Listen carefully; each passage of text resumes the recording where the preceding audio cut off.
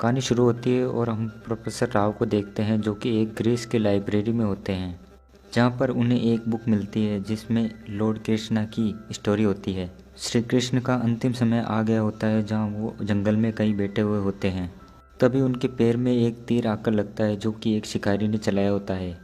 तीर के लगने से उन्हें पता चल जाता है कि अब उनकी मृत्यु होने वाली है। तभी वो वहीं पास ही में एक आदमी को अपने पैर का कड़ा उतार कर दे देते हैं और उस आदमी से बोलते हैं कि कलयुग में घोर कठिनाइयाँ आएगी, ये कड़ा उन सबसे मनुष्य की रक्षा करेगा।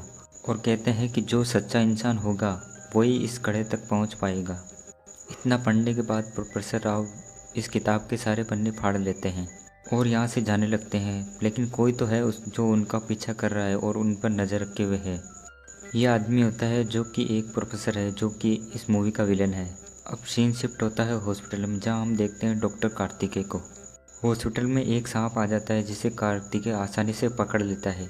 कार्तिकेय उस सांप से घबराता नहीं है, इसलिए वो सांप सोचता है कि ये उस पर हमला नहीं करेगा, इसलिए वो उससे कुछ नहीं करता है।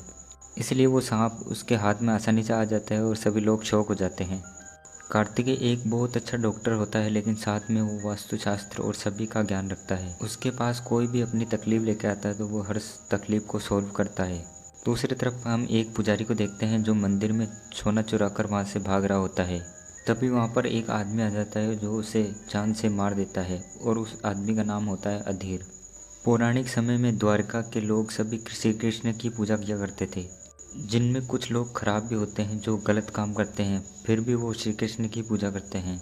ऐसे लोगों को अधीर कहा जाता है। उनका काम चोरी करना और लोगों की हत्या करना, फिर भी वो श्री कृष्ण के भक्त हैं।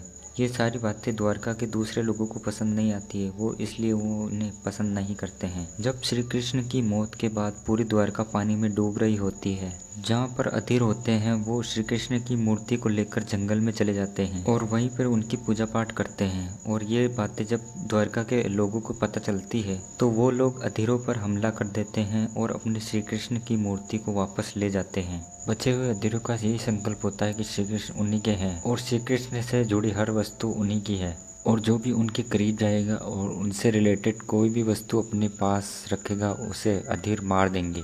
और कहानी वापस आती है जहाँ पर हमें उस पंडित को मारकर अधीर उस खजाने को वापस रख देता है। और जब कृष्ण पक्ष लग जाता है तब अधीर किसी को नहीं मारते हैं। तभी सीन शिफ्ट होता है मूवी के विलेन की तरफ, जहाँ पर विलेन और प्रोफेसर राव दोनों एक ही साथ पहले काम किया करते थे। भारत एक ऐसी टीम बनाता है जिसमें पौराणिक धरोहरों की संभाल कर रखना, और ये पूरी टीम अलग अलग तरह की खोज करते रहते हैं। अब यहाँ पर जो विलन होता है वो सभी मेंबर को मना लेता है कि वो जो भी खोज करेंगे उसे बेच देंगे ताकि वो ढेर सारा पैसा कमा सके, लेकिन प्रोफेसर राव इनके साथ नहीं होते हैं और वो इस काम से मना कर देते हैं। इसलिए ये दोनों आपस में दुश्मन बन जाते हैं।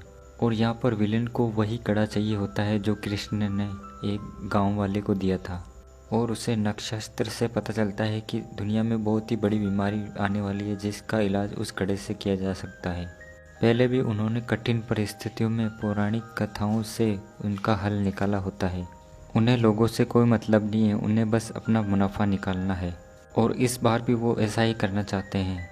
इस कड़े को पाने की चाहत में वो प्रोफेसर राव के पीछे लगा होता है।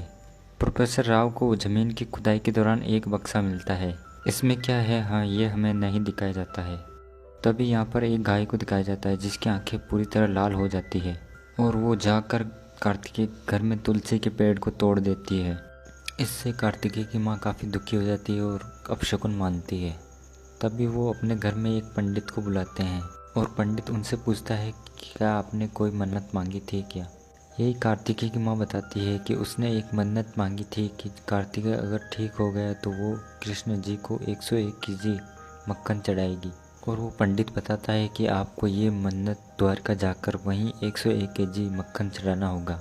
वहीं कार्तिकेय का मन वहाँ जाने का नहीं होता है, लेकिन उसकी माँ उसे मना लेती है और वो द्वारका चला जाता है और अपने मामा के पास रहने लगता है। वो अपने मामा के घर के बाहर बैठा होता है, तभी प्रोफेसर राव वहाँ आते हैं और वो कार्तिकेय का नाम लेते हैं। कार्तिकेय अचंभे में पड़ जाता है कि वो उसका नाम कैसे जानते हैं। यहाँ पर वो मर रहे होते हैं, लेकिन कार्तिकेय उनकी एक भी बात नहीं सुनता है और वे कार्तिकेय को कुछ बताना चाहते थे, लेकिन तभी कार्तिकेय उनके लिए ऑटो ढूंढने जाता है ताकि वो उन्हें हॉस्पिटल ले जाकर उनका इलाज कर सके। और जब कार्तिकेय वहाँ वापस आता है तो प्रोफेसर राव वहाँ से गायब होते हैं और ये बात वो अपने मामा को बताता है। और उसके मामा बताते हैं कि इस गांव में कई सारे लोग गायब हो चुके हैं और उसे भी यहाँ पर संभल कर रहना चाहिए। और अगली सुबह कार्तिकेय की माँ गायब हो जाती है और वो उन्हें चारों तरफ ढूंढने लगता है। और तभी उसे पुलिस वाले पकड़ लेते हैं और उससे पूछते हैं कि प्रोफेसर राव ने उससे क्या पूछा था, क्योंकि ये पुलिस वाले भी विलन से मिले हुए होते हैं और उसके कहने पर ये सब करते हैं। और यहाँ पर वो कुछ भी नहीं बता पाता क्योंकि उसे कुछ पता ही नहीं होता है, क्योंकि उसने डॉक्टर राव की कोई बात नहीं सुनी होती है और उसने डॉक्टर के पास ले जाने की जिद पे अड़ा होता है। तभी वहाँ अचानक एक लड़की आ जाती है और कार्तिकेय को एक गुप्त चिट्ठी देती है जिसमें लिखा होता है कि खिड़की तोड़ करके भागो। और वो कुछ ऐसा ही करता है। नीचे वो लड़की उसका इंतज़ार कर रही होती है और उसे वहाँ से लेकर निकल जाती है और वो पुलिस के चंगुल से बच जाता है। और ये लड़की होती है प्रोफेसर राव की पोती। ये दोनों यहाँ पर बात कर रहे होते हैं तभी यहाँ पर अधीर हमला कर देते हैं। वो जैसे तैसे करके वहाँ से भाग निकलते हैं और अपने मामा के पास जाते हैं और कार्तिकेय का मामा उसे अधीर के बारे में बताता है। अब यहाँ पर प्रोफेसर राव की पोती मुग्धा कार्तिकेय को ये बताती है कि मेरे दादाजी ने तुम्हारे लिए बहुत सारी रिकॉर्डिंग छोड़ी होती है और इस रिकॉर्डिंग में होता है कि कार्तिकेय को ढूंढो। इसलिए वो कार्तिकेय को ढूंढते ढूंढते वहाँ पर आई होती है और तभी कार्तिकेय को लगता है कि हो सकता है कि उसकी माँ सत्संग में चली गई हो, क्योंकि उसकी माँ वहाँ जाने के लिए बोल रही थी। कार्तिकेय अपने मामा को भेजता है और उसे पता चल जाता है कि उसकी माँ सत्संग में है और उसकी माँ के पास जाता है और उसे कहता है कुछ दिन आप यहीं सत्संग करिए क्योंकि आप यहीं पर सेफ हैं, ताकि वो इस समस्या का हल निकाल सके। और वो दोबारा मुग्धा के साथ प्रोफेसर राव की रिकॉर्डिंग सुनता है और उसमें पता चलता है कि प्रोफेसर राव के घर उसे जाना है और वे प्रोफेसर राव के घर पहुंच जाते हैं। वहाँ उन्हें ढूंढने पर कुछ पेपर मिलते हैं जो वही पेपर होते हैं जो ग्रीस की लाइब्रेरी से किताब के फाड़ के लेके आए थे। ये पेपर पुरानी लैंग्वेज में होते हैं जिन्हें फ़ोन के थ्रू पढ़ लिया जाता है, जिसके अंदर वही कहानी दी हुई होती है जिसमें वो आदमी कड़ा मिलने के बाद एक गुफा में चला जाता है। इस कड़े को हर कोई पाना चाहता है, इसलिए वो उस कड़े को छुपा देता है। अलग अलग वंश में अलग अलग लोगों ने उस कड़े को पाने की हर कोशिश की है। और इसी के साथ एक राजा होते हैं सूर्यवर्मन।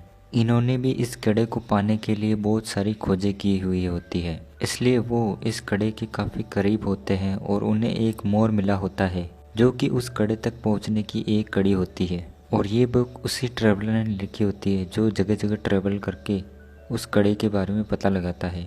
और यहाँ पर उस ट्रैवलर ने इस कड़े को पा लिया होता है और उसे कहीं ले जाकर छुपा दिया होता है, क्योंकि लोग ट्रैवलर की जान के पीछे हाथ धोकर पड़े हुए थे। और अंत में लिखा होता है कि इस मोर का पता इसी कमरे में है, जहाँ पर कार्तिकेय नोटिस करता है कि एक दीवार पर खूब सारे पेपर चिपके हुए होते हैं और बीच में एक पेंटिंग लगी हुई होती है, जिससे वो समझ जाता है कि ये पेंटिंग से रिलेटेड मोर है। और उसका मामा बताता है कि ये पेंटिंग उसी जगह पर है जहाँ पर कृष्ण सोया करते थे, यानी कि कृष्ण तालाब में। ये तीनों कृष्ण तालाब के पास पहुंच जाते हैं और कार्तिकेय उस तालाब में छलांग मार देता है। पानी के अंदर ढूंढने पर उसे मोर मिल जाता है और यहाँ पर बाहर विलन के गुंडे आ गए होते हैं और उस मोर को पाने की कोशिश करते हैं, जहाँ पे कार्तिकेय उसकी अच्छी तरह पिटाई करता है। तो दोस्तों, कैसे लगी मूवी? वीडियो को लाइक और चैनल को सब्सक्राइब जरूर करें। इस मूवी की 2 वीडियो बनाए हैं, सेकंड पार्ट के लिए चैनल को सब्सक्राइब